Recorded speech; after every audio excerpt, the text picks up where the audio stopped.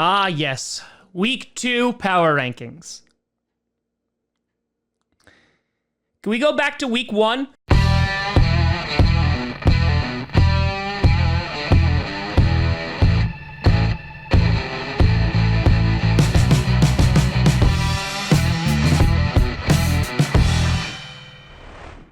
Grossi Posse Packer Nation. Welcome to another episode of Packcast, the podcast where you don't have to be a Packers fan, but it sure does help. I'm your host, Tom. No, seriously, can we just go back to when there was hope and optimism and not doom and gloom? Grossi, and today we're going to be going through the top 10 power rankings for week 2 in the NFL. Week 1 was insane. Started off with a crazy Thursday night game between the Dallas Cowboys and the Tampa Bay Buccaneers and concluded with an absolute wild game between the Baltimore Ravens and the Vegas Raiders. Before we get to that one, do a big shout and thank you to some brand new patrons and YouTube members. First, over on the Patreon side of things, we have Austin Post and the Chiefs Guy 1. A big shout and thank you to you both. And over on the YouTube membership side of things, we got Jax Jones. A big shout out and thank you to you all. So a crazy start to the 2021-2022 NFL season. There were road teams pulling up the upset. You had underdogs pulling up the upset. Nobody in the NFC North won. The NFC and AFC West are undefeated. Crazy times going on. We had games going into overtime, and my predictions were really, really bad this week. But that's for tomorrow's video. So let's get started and start off with number 10, the New Orleans Saints.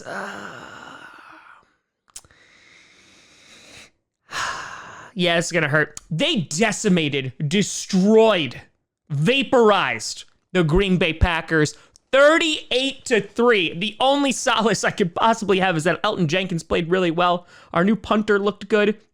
And the Buccaneers lost 38-3 against the Saints last year. That's the only things I could put together. But we're not talking about the Green Bay Packers right now or for this video. We're talking about the New Orleans Saints. The defense was pretty damn suffocating. Blanketing pretty good, except for that last drive before the first half. And on top of that, you had the drive coming out of the second half, but then that resulted in an interception, which Aaron Rodgers spoke about on the Pat McAfee show today, saying that it was because of the double nut shot he took, which is why he threw that interception.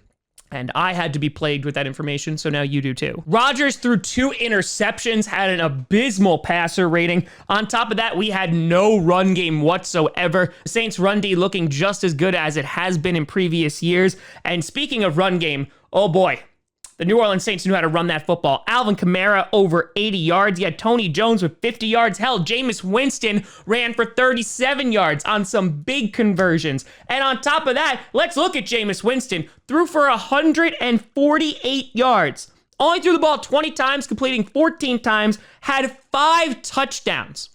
This was the definition of efficiency.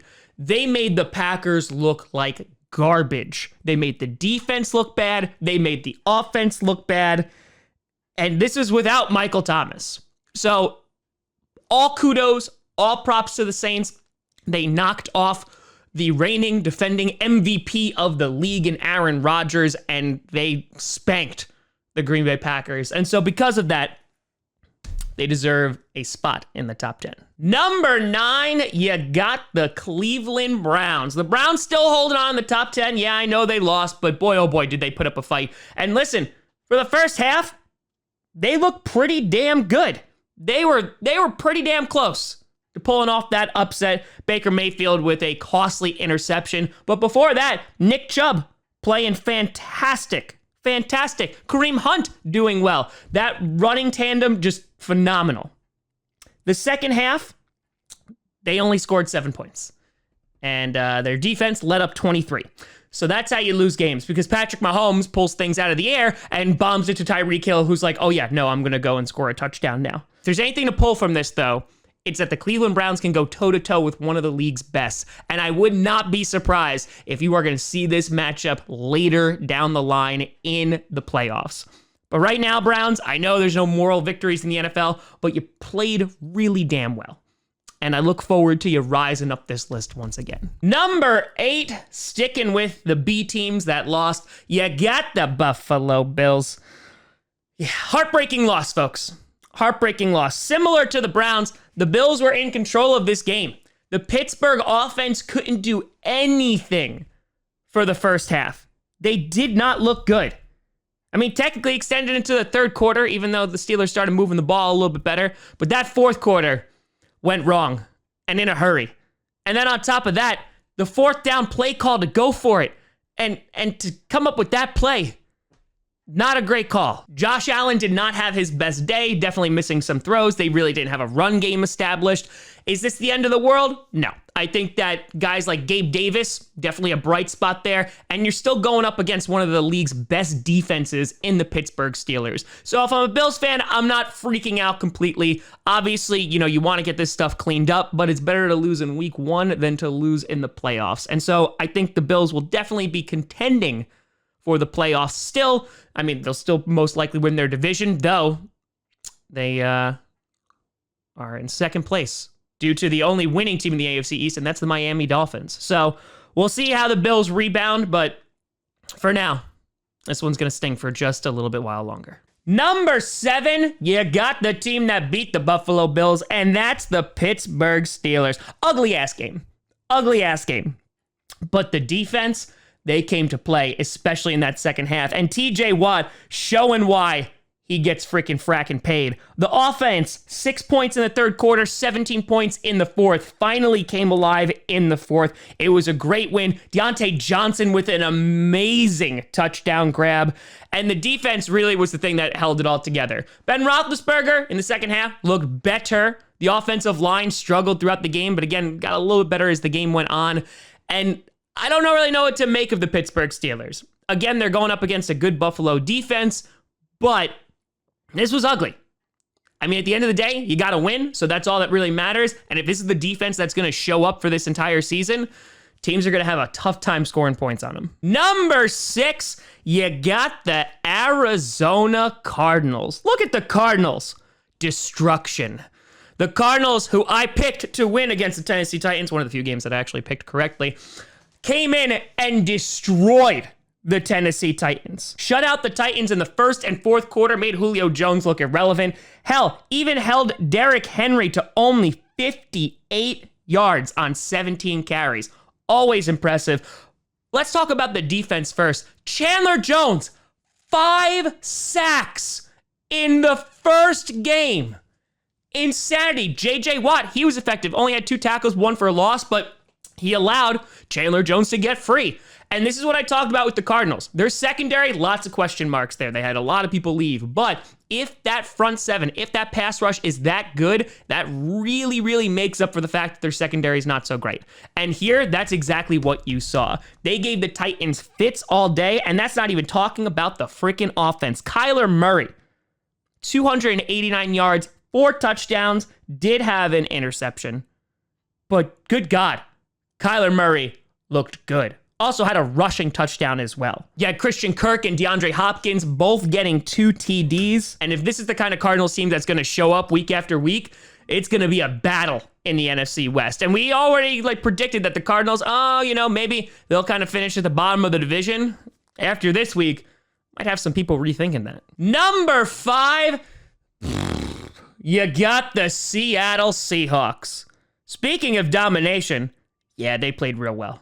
They ran all over the Colts. Carson, 91 yards. Wilson only had to throw the ball 23 times, 254 yards, 4 touchdowns. Tyler Lockett, 4 receptions for 100 yards and 2 TDs. And this is all against a good Colts defense. They're good.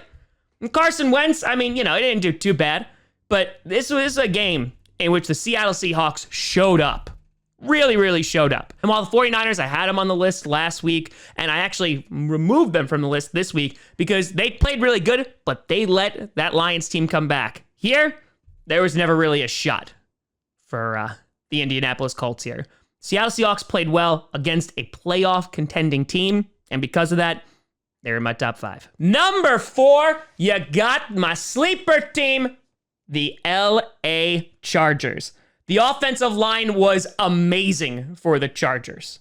Incredible. Not only did the rookie play well, Corey Linsley, you're welcome, played well. Brian Bulaga, Iowa, played well. They all played well. Justin Herbert had plenty of time to throw. And listen, Justin Herbert wasn't perfect. He made some mistakes. 31 for 47, 337 yards, 1 touchdown, 1 interception. Eckler running it for 57 yards and a TD. Keenan Allen getting 100 yards. But this is all against a very, very good Washington football team defense.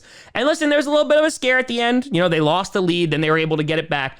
But if they're able to do this against one of the league's best defenses, that's a real good test for the Chargers and potentially a glimpse into what they're going to be doing to less fortunate defenses throughout this season. Number 3, you got the LA Rams. Dominant. They smoked the Chicago Bears. Besides giving up a bunch of runs to David Montgomery, who 16 carries, 108 yards, and 1 TD. That was a little bit of a predicament. And I know Andy Dalton's playing, but for the most part, that defense played real, real well. Had 3 sacks on the night. Taking a look at the offense, though, Matthew Stafford fracking slinging it. Letting it fly. 20 for 26, 321 yards, and 3 touchdowns. Had a career-high passer rating. You got to love it for Matthew Stafford. Matthew Stafford, one of the criminally underrated QBs in this league, coming in. I'm rooting for Matt Stafford as long as, he doesn't beat the Packers. I'm rooting for them. And I think that Matthew Stafford basically was like, hey, this is what I can do. We got guys like Robert Woods, Cooper Kupp. Let's make it happen. This is one of the most balanced teams in football. And I think they're definitely favored to win the NFC West. And that's saying something. All I know is there's going to be some amazing battles between the NFC West this year. And the Rams are proven real early on that they are going to be a force to be reckoned with. Number 2. You got the Kansas City Chiefs. Almost threw him in the number 1 spot just for that comeback and Patrick Mahomes being Patrick Mahomes. But damn, he's incredible. He just is. And the defense came up clutch at the end too. They didn't really do so well in the first half.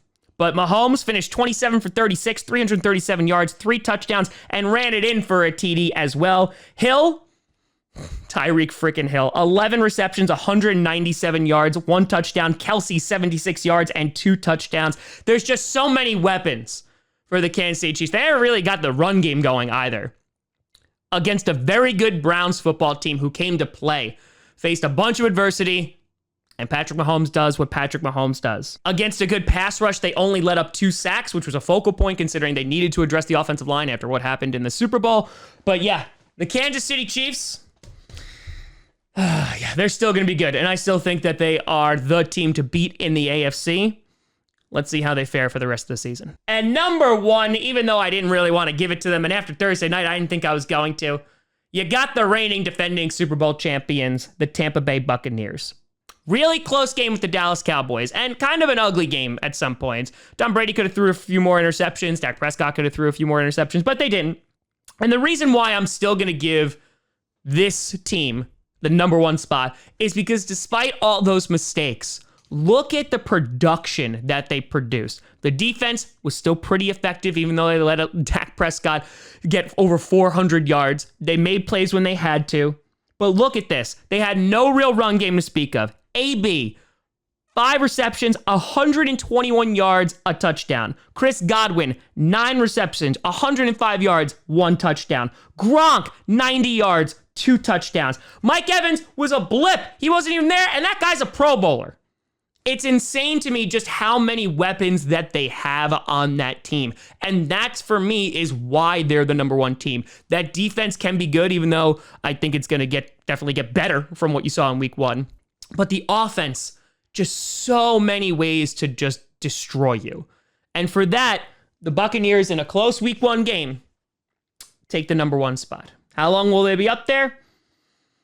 Only time will tell. But let me know what you think down in the comments below. Anybody else you think should be on the list? Should the 49ers be on here? Should the Packers be on here? Yes, they should, but I couldn't in good faith do it. Should the Houston Texans be on here? I was going to make them number 1, but I held back because I didn't want to get too controversial. But let me know. You can always find me at TomGrossiComedy.com or at TomGrossiComedy on all social media. See down below. Check out podcasts on SoundCloud, iTunes, Google Play Music, Spotify, and of course YouTube. And a big shout and thank you to all the patrons over at patreon.com/TomGrossiComedy and the YouTube members. But thank you so much for watching. I'm Tom Grossi. And as always, go Pack Go.